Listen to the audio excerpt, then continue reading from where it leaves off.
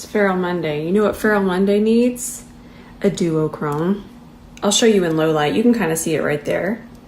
It's going to be a green and pinky purple. So that means, calm yourself.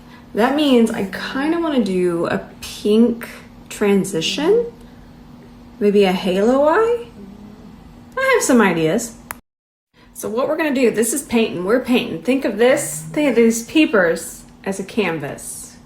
Now what we want here is we want a lighter base from here. I'm just going to show you. Grab that on the C31.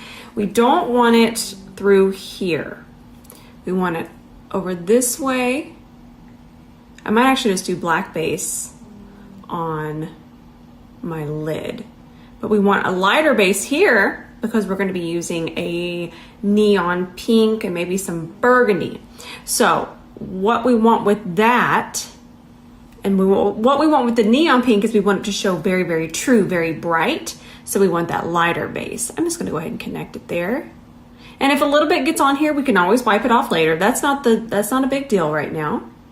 The big deal is making sure this is nice and smooth and a much lighter color. We could have even used white, but this should do.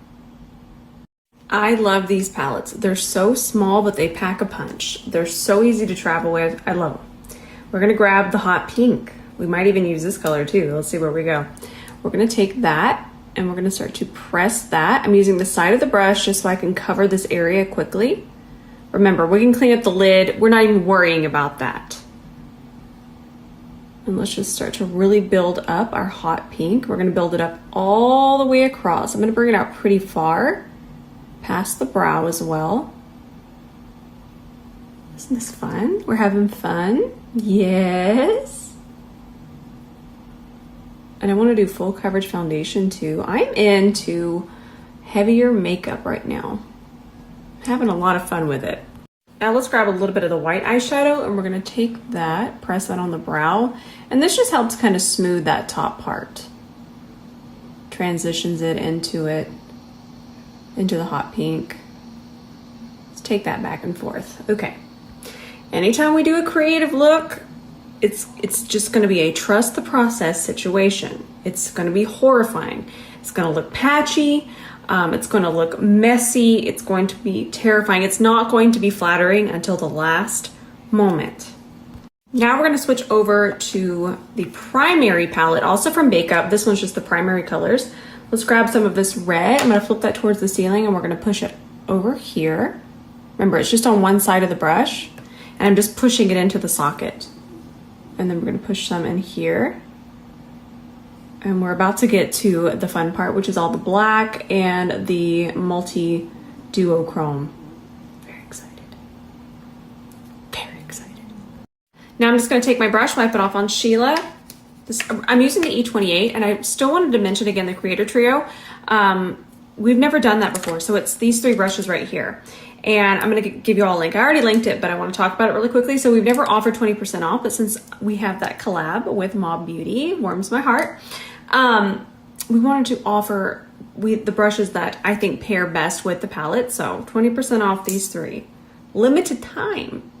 So I think what I'm going to do next is just lightly wipe off my lid. I'm going to be using black base, and black base is like a black hole. It can cover anything, and this is going to be nothing for the black base. But I'm also thinking if I want to do a little bit of black eyeshadow first, because the black base might be too much for what I'm wanting to do. And we can talk about it. Let's have a chat. We need a smaller brush. We're going to use black eyeshadow. I'm going to use this one from Urban Decay. I've been enjoying this. So the reason I chose the shadow is the black base can be, like I said, a black hole. And these pinks and reds are very, very delicate. So a little bit of black eyeshadow is going to give us this nice shape. We're doing a halo. So we're going to leave that center bare, but I'm able to just ever so lightly transition it in there instead of just covering with the black base. But we're going to use the black base. We're just not there yet. So we're taking our E27, and all I did was kind of tilt my head back, and I just pressed it to where it peeks out. When my eye relaxes, I need to do it a little bit more. So I want it to be visible when my eye is completely relaxed. See how this one's visible and this one isn't. So I need to build that up a little bit more, and then I'm going to do the same thing over here. And if you ever want to experiment with black eyeshadow, this is the brush. I'm going to tag this brush. This is your brush. Period. Black eyeshadow needs a tiny brush. Bonus points for an angle. And then if you find that maybe you put on a little bit too much of the black and it's looking too black, just take a little bit of red and then we're going to just grab it in the center and then we can just top that and it'll kind of bring it back to where it is.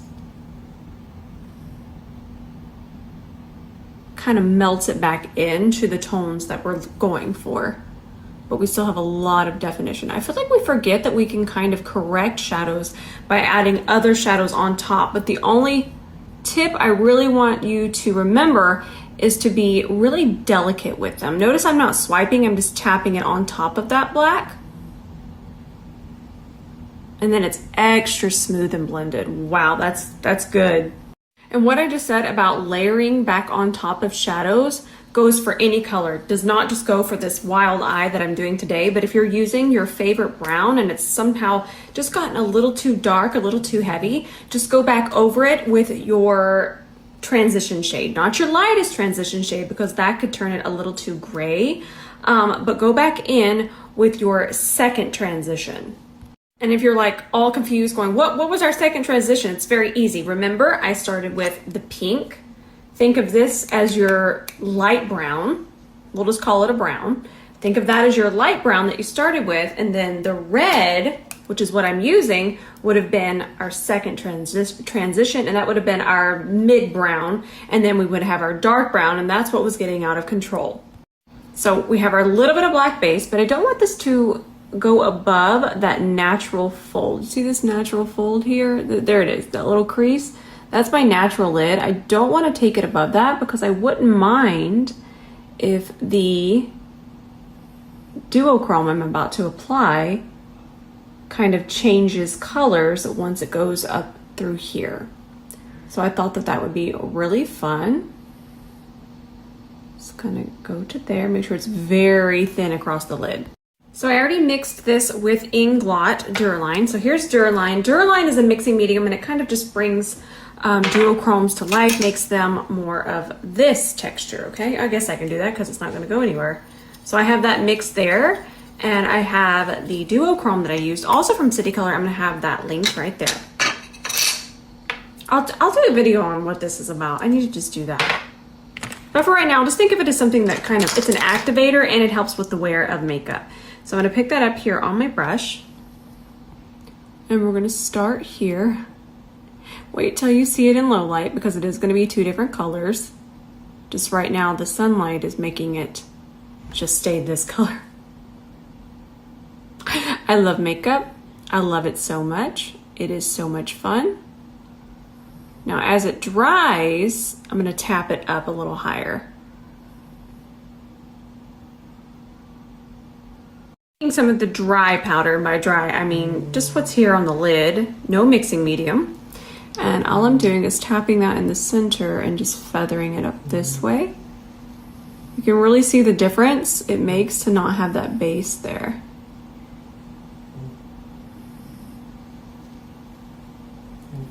Perfect.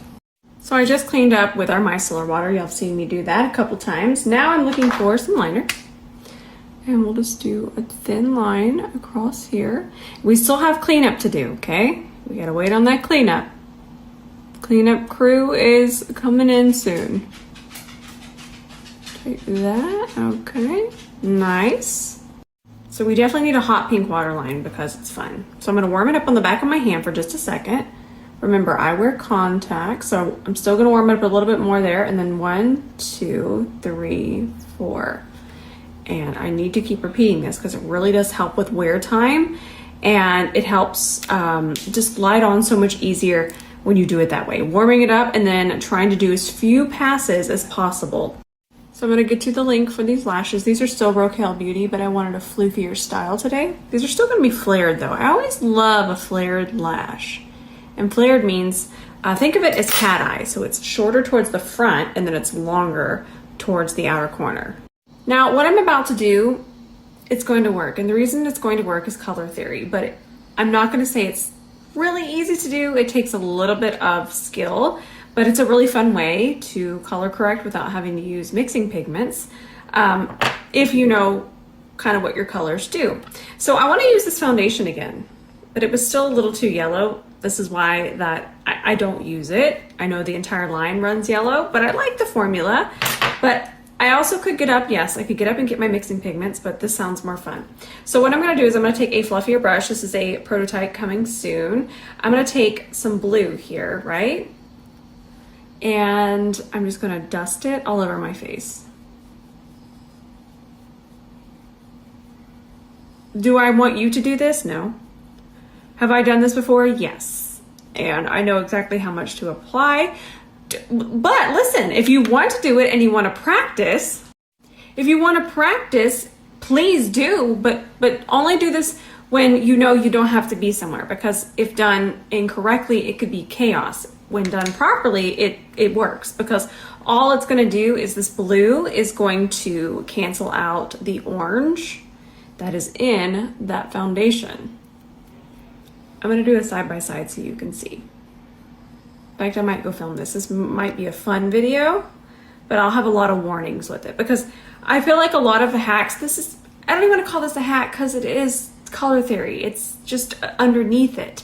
But then I do want to call it a hack because I don't want to overwhelm you, and I don't want you to do this on your wedding day. But I want you to know it is a possibility, because I know some of us might have a blue eyeshadow instead of even investing in the mixing pigments. I did it off camera only because I wanted to make sure that it was going to work before I start squeaking stuff out. But I've done this before, but I'm always so cautious. I just never want y'all to think I'm doing things that are just for views. I've never done anything for views. So I have it here. I need to do a little bit on my forehead. And again, it's just like these, but it's about what you want to invest in. You probably already have an eyeshadow somewhere, so this would help.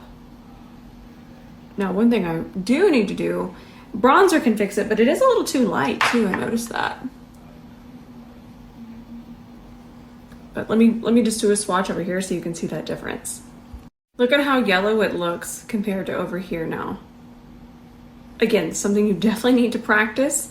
And I'm gonna need to warm it up too, because it's a little too light. I'm gonna need to warm it up with some bronzer, but I'm sure we've walked through that a couple more times. But if you wanna just kind of play with this, even before you go take a shower, it's a really good way to get into color theory and just have some fun with it.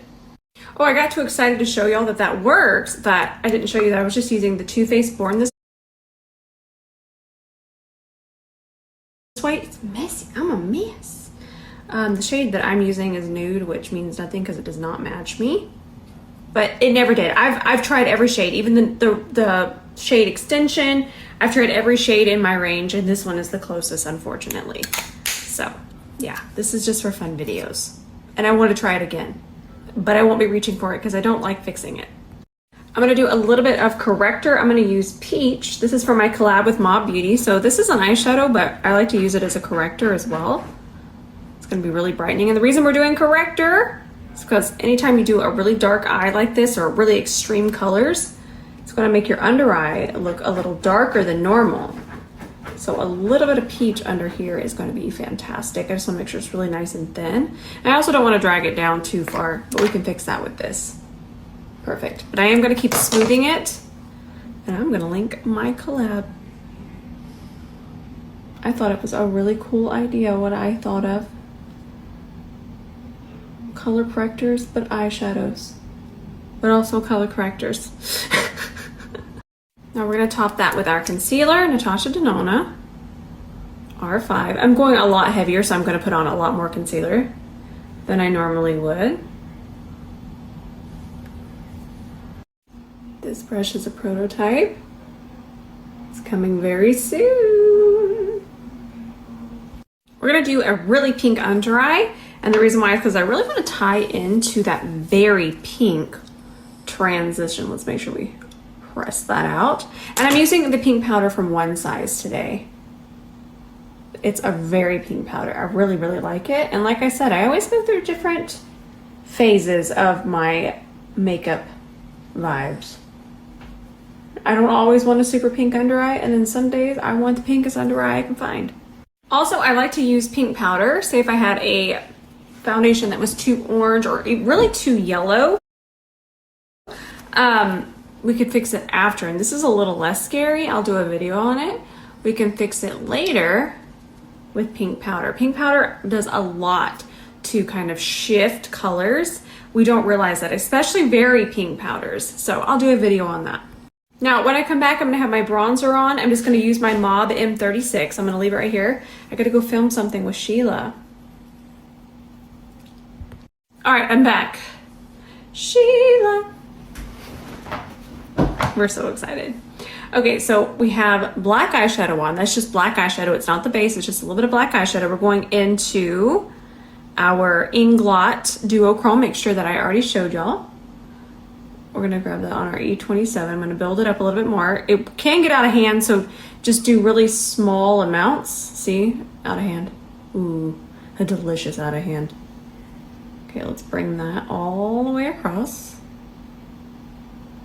Okay. Now we're gonna wipe this on Sheila.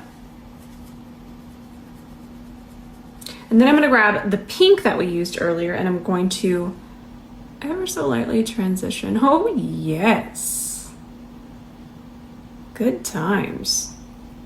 So we're using this blush from Patrick Ta. I bought this. I believe I was sent this, but I originally bought this and this is the one that I bought. Okay, so now we're just working that in. I'm using the powder side. I know we're looking wild. Once we get some lips on, it's gonna look less wild. But I also wanna do Patrick's technique, but I don't have to do a sponge because, like I said, our fibers, they don't absorb. Just give them a nice little wipe here on Sheila. And then we're gonna take this and top it.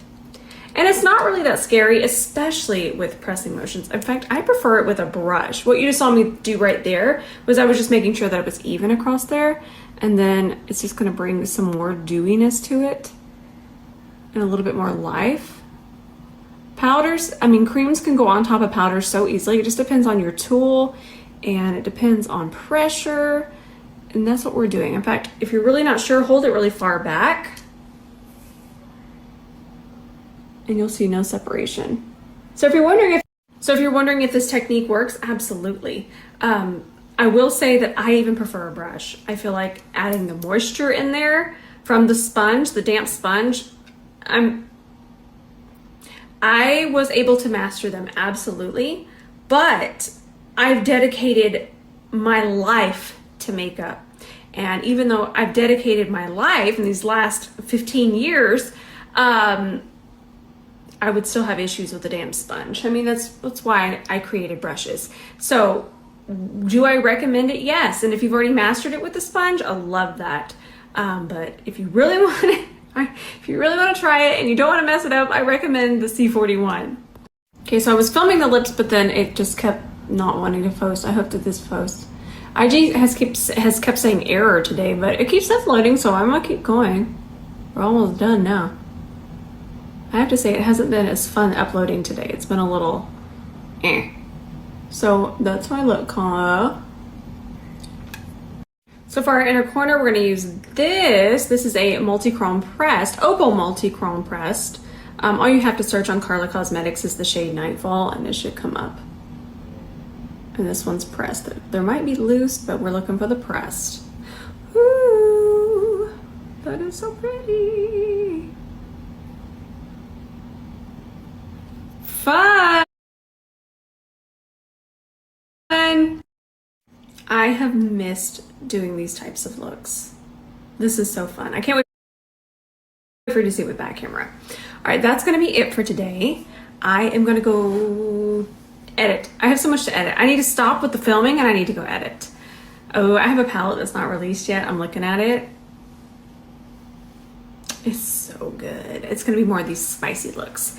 Let's see, tomorrow I'm gonna do something less spicy, but then Wednesday I'll probably get spicy again. I'm just having fun. I feel like going into September, I just want to play in makeup. I always feel like the fall months, once we start going into fall, I just want to put on all the makeup. I really do. In fact, I think I want to do like a yellow and burgundy look. I want to use the yellow for my collab and then do burgundy everything else.